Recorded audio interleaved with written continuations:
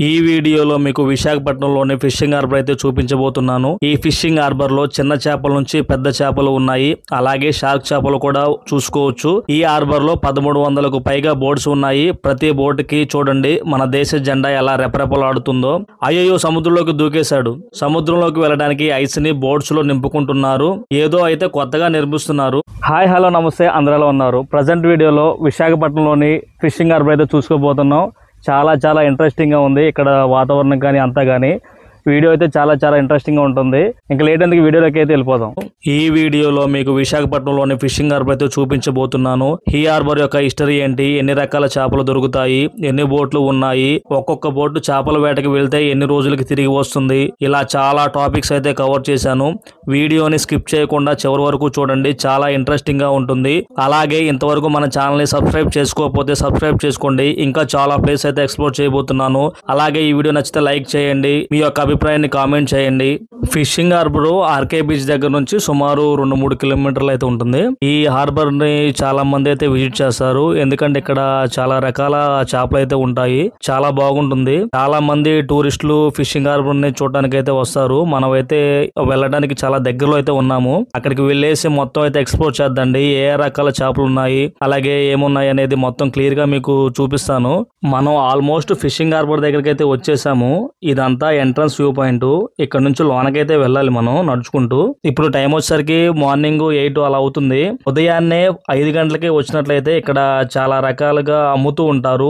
ఉదాహరణకి బొట్లు పెట్టేసుకొని ఆ బొట్టని ఎవరు ఎక్కువ వేలం పాట పడితే వాళ్ళు అయితే తీసుకుంటూ ఉంటారు. చూడండి చాలా రకాల సముద్రపు చేపలు అయితే లభిస్తాయి ఇక్కడ. అందులో పాపులర్ వచ్చేసరికి కొర్రమేను, బొమ్మడాయిలు, పాపట్ల, నెత్తళ్ళు, వంజర, చిన్న సొర చేపలు, అలాగే ట్యూనా ఫిషెస్, సాల్మను, రొయ్యలు, పీతలు, ఎండ్రకాయలు, స్క్వాడ్స్, ఇంకా చాలా రకాల చేపలు అయితే ఉంటాయి. ఈ చేపలు వచ్చేసరికి సముద్రంలోకి వెళ్తారు కదా, వాళ్ళు వెళ్లి పట్టుకొని వచ్చేదాన్ని బట్టి అయితే ఇక్కడ చేపల రకాలు అయితే మారుతూ ఉంటాయి. చాలా రకాల ఫిష్ ఉంటాయి. అందులో నేను కొన్ని పాపులర్ చేపలు అయితే చెప్పాను. ఇక్కడ చూడండి ఇవి పీతలు అనుకుంటా.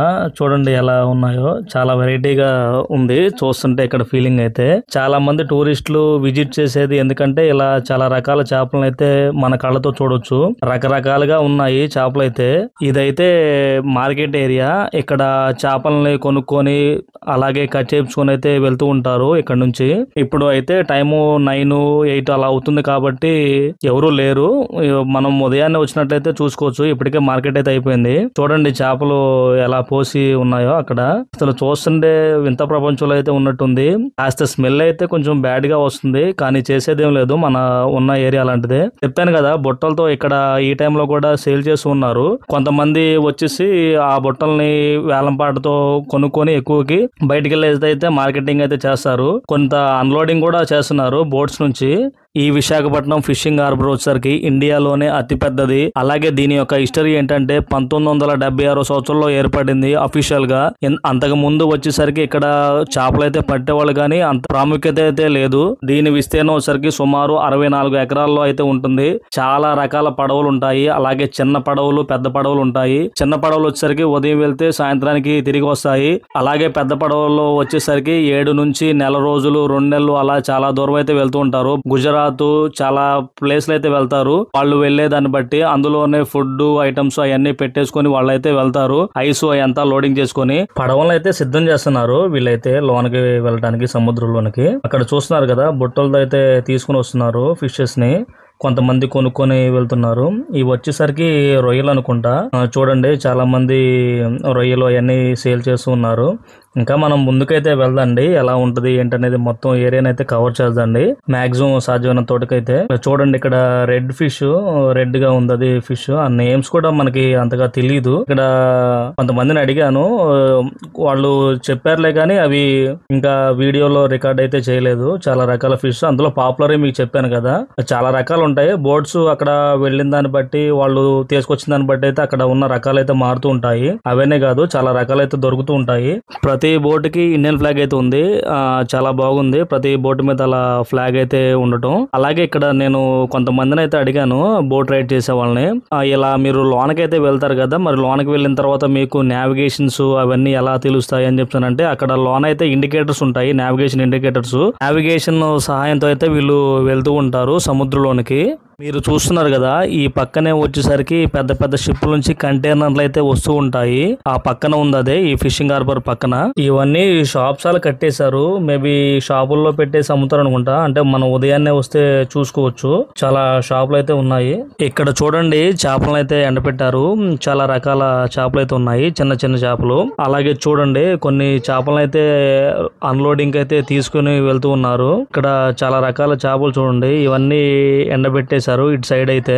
ఇక్కడ చూస్తున్నారు కదా, ఇవి వచ్చేసరికి అయితే చిన్న చిన్న బోట్లు. ఇవి వచ్చేసరికి ఉదయాన్నే వెళ్ళేసి సాయంత్రానికి అయితే రిటర్న్ అయితే వస్తాయి. కొన్ని అక్కడ పెద్దవి ఉన్నాయి కదా, అవి వచ్చేసరికి చాలా రోజులైతే ఉంటాయి. అందులో అన్ని ఫెసిలిటీస్ అయితే ఉంటాయి. ఇక్కడ మీరు చూస్తున్నారు కదా, ఇవన్నీ బోట్సే. ఇక్కడ నాకైతే ఒక డౌట్ అయితే రైజ్ అయింది, ఇన్ని బోట్స్ ఉన్నాయి కదా, ఇన్ని బోట్స్ ని వాళ్ళు ఎలా ఫైండ్ అవుట్ చేస్తారు అనేది అయితే నేనైతే అడిగాను కొంతమందిని. ఇక్కడ వాళ్ళు చెప్పేదాన్ని బట్టి అయితే బోట్స్ వచ్చేసరికి వీటికి కూడా మనకి బైకులు కార్స్ కి ఎలా అయితే రిజిస్ట్రేషన్ నెంబర్లు ఉంటాయో, వీటికి కూడా సపరేట్ గా రిజిస్ట్రేషన్ నెంబర్లు అయితే ఉంటాయి. ప్రతి పడవకు ప్రభుత్వం తప్పనిసరిగా రిజిస్ట్రేషన్ సంఖ్యను అయితే కేటాయిస్తుంది. మీరు గమనించినట్లయితే పడవ యొక్క పక్క భాగంలో గానీ ముందు భాగంలో గానీ పెద్ద పెద్ద అక్షరాలతో మరియు సంఖ్యలతో పెయింట్ చేయబడి ఉంటుంది. అలాగే ఈ బోట్స్ కి వచ్చేసరికి పార్కింగ్ ఏరియా కొన్ని సంఖ్యలుగా కేటాయించి ఆ ప్రాంతాన్ని అయితే ఆ బోట్స్ కి అయితే ఇస్తూ ఉంటారు. చూడండి మొత్తం ఏరియా అయితే డిఫరెంట్ గా ఉంది. అక్కడ ఎన్ని చేపలు ఎండబెట్టేసి అయితే ఉన్నాయి. ఇక్కడ బోట్స్ అయితే నించోబెట్టారు. కొన్ని డెవలప్మెంట్ కూడా జరుగుతూ ఉంది. ఇక్కడ మీరు చూస్తున్నట్లయితే ఇంకా డెవలప్ అయితే చేస్తున్నారు. ఇక్కడ చూస్తున్నారు కదా, బ్రదర్ అయితే సముద్రంలోకి అయితే దూకేస్తున్నాడు పడవని అంతా క్లీన్ చేయడానికి. మొత్తం పూర్తిగా ఎక్విప్మెంట్స్ అన్ని పెట్టేసుకొని ఫుల్ సేఫ్టీ ప్రికాషన్స్ అయితే అందులోకి దిగేశాడు. ఇక్కడ పడవకి చిక్కుకున్న మొత్తం డస్ట్ అంతా క్లీన్ చేసేసి నెక్స్ట్ రైడ్ కి అయితే వాళ్ళు సిద్ధమైతే అవుతున్నారు. అలాగే సముద్రంలోకి వెళ్ళిన తర్వాత ఎటువంటి రిపేర్స్ అలాంటివి రాకుండా ముందుగానే వాళ్ళు ఇంజన్స్ మిగతా పార్ట్స్ అన్నిటిని చెక్ చేసుకుని అయితే వాళ్ళు వెళ్తారు. ఎందుకంటే ఒక్కసారి వెళ్ళిన తర్వాత 30 రోజులకి 40 రోజులకి అయితే పెద్ద పెద్ద పడవల్లో వెళ్ళిన వాళ్ళు అయితే వస్తూ ఉంటారు. మధ్యలో ఒకవేళ ఆగిపోతే ఇబ్బంది అవుతుంది కాబట్టి వాళ్ళు ముందే మొత్తం ప్లాన్డ్ గా మొత్తం చేసుకుని అయితే వెళ్తారు. నేను ఇక్కడ అడిగాను, మరి ఒకవేళ మీకు ఇలాంటి సంఘటన ఎప్పుడైనా జరిగిందని చెప్తాను అయితే అడిగాను. అలాంటిది ఎప్పుడు జరగలేదు, ఎవరికి జరగదు, ఎందుకంటే ముందే సేఫ్టీగా అన్ని చేసుకుని అయితే వెళ్తారు. ఒకవేళ తప్పిపోయినా ప్రాబ్లం లేదు, వాళ్ళు రేడియో ద్వారా అయితే సమాచారం అందించేసి ఆ సమాచారాన్ని బట్టి ఇక్కడ ఉన్న వాళ్ళకైతే సమాచారం చేరవేస్తే వాళ్ళైతే వచ్చి తీసుకొని వస్తూ ఉంటారు. అలాగే పడవలు కూడా వెళ్తూ ఉంటాయి కదా బోట్స్, ఆ బోట్ సహాయంతో కూడా వాళ్ళు మమ్మల్ని గుర్తించేసి అయితే మమ్మల్ని తీసుకొని వస్తారని కూడా చెప్తున్నారు ఇక్కడ ఉన్న వాళ్ళైతే. ఇక్కడ చూడండి ఈ పడవ అయితే ఇప్పుడే వేటకైతే వెళ్ళేసి వచ్చింది. చూస్తున్నారు కదా చేప చూడండి ఎంత పెద్దగా ఉందో, మేబీ అది సొరచేప అనుకుంటా. వాటిని అన్నిటిని అన్లోడ్ చేసేసి ట్రక్కులో అయితే ఎక్కిస్తున్నారు. ఇక్కడ మీరు చూస్తున్నారు కదా ఒక షిప్ అయితే ఉంది, అది కొన్ని కంటైనర్లు అయితే మోసుకొని వెళ్తుంది. నెక్స్ట్ చెప్పాను కదా గోడౌన్ అయితే ఉందని, ఆ గోడౌన్ దగ్గరికి అయితే వెళ్తుంది ఆ షిప్ అయితే. ఇలా ఈ ఫిషింగ్ హార్బర్ ఎప్పుడు షిప్పులతో పడవలతో చాలా రద్దీగా అయితే ఉంటది. ఇక్కడ ఉన్న వాళ్ళు దీన్నే జీవనాధారంగా చేసుకొని చాలా మంది అయితే జీవిస్తూ ఉంటారు. ఇక్కడ చూస్తున్నారు కదా ఈ బోట్ వాళ్ళు ఐస్ అయితే ప్యాక్ చేసుకుంటున్నారు, వేటకు వెళ్ళడానికి సిద్ధమవుతుంది. ఎందుకంటే ఒక్కసారి వెళ్తే 30-40 రోజులకి వస్తారు కాబట్టి వాళ్ళు ఐస్ నంతా పెట్టేసుకొని చేపలు పాడైపోకుండా అయితే వాళ్ళు ఆ ఐస్ నంతా ప్యాక్ చేసుకుంటున్నారు. అలాగే ఇక్కడ మీరు చూసుకున్నట్లయితే చిన్న చిన్న పడవలు ఉన్నాయి. వీళ్ళు ఉదయం వెళ్ళేసి సాయంత్రానికి అయితే రిటర్న్ వస్తారు. వాళ్ళు చూస్తున్నారు కదా వలలు అవన్నీ అయితే రెడీ చేసుకుంటున్నారు. సముద్రంలోకి వెళ్ళేసి వల సహాయంతో అయితే వాళ్ళు పట్టుకొని వస్తారు సాయంత్రం కల్లా. మొత్తం లొకేషన్ అయితే చూడండి ఎలా ఉందో, మొత్తం పడవలే ఉన్నాయి. ఇక్కడైతే కొంచెం నీళ్లు అయితే కొంచెం స్లమ్ గానే ఉన్నాయి చూడటానికి. అంటే మొత్తం ఇక్కడ డస్ట్ అవన్నీ వచ్చి ఆగుతూ ఉంటాయి కదా స్టోరు.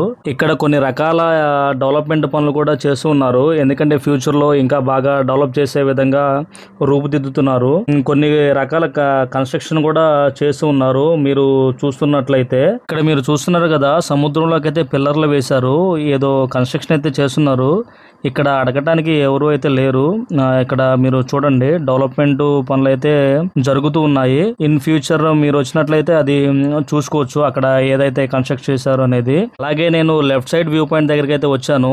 ఇది వచ్చేసరికి రిపేరింగ్ ఏరియా. కొన్ని బోట్స్ రిపేర్లు అవన్నీ వస్తాయి కదా, ఆ బోట్స్ రిపేర్ చేయడానికి ఇక్కడ సామాగ్రి అయితే మొత్తం అవైలబుల్ గా ఉంటది. రిపేర్ అయిన బోట్స్ మొత్తం వచ్చేసి ఇక్కడ ఆ సామాగ్రి అంతా కొనుక్కొని వాళ్ళైతే రిపేర్ చేసుకుంటారు. అలాగే కొంతమంది టెక్నీషియన్స్ కూడా ఉంటారు బోట్స్ రిపేర్ చేయడానికి. ఎందుకంటే మొత్తం చూసుకోవాలి సముద్రంలోకి వెళ్ళేటప్పుడు అయితే. అక్కడ చూసుకున్నట్లయితే లోనికి వెళ్ళిన తర్వాత వాళ్ళు ఇబ్బంది పడుతూ ఉంటారు. అందుకనే మొత్తం ఇక్కడ వాళ్ళు నీట్ గా చూసుకొని అయితే లోనికి వెళ్ళాలి. విశాఖపట్నం ఫిషింగ్ హార్బర్ వీడియో అయితే మీకు నచ్చిందని భావిస్తున్నాను. మీ యొక్క అభిప్రాయాన్ని కామెంట్ రూపంలో కామెంట్ చేయండి. అలాగే నచ్చితే లైక్ చేయండి, వీలైతే షేర్ చేయండి. అలాగే మన ఛానల్ అయితే సబ్స్క్రైబ్ చేసుకోండి. ఇంకా చాలా ప్లేస్ అయితే ఎక్స్ప్లోర్ చేయబోతున్నాం. Thank you all.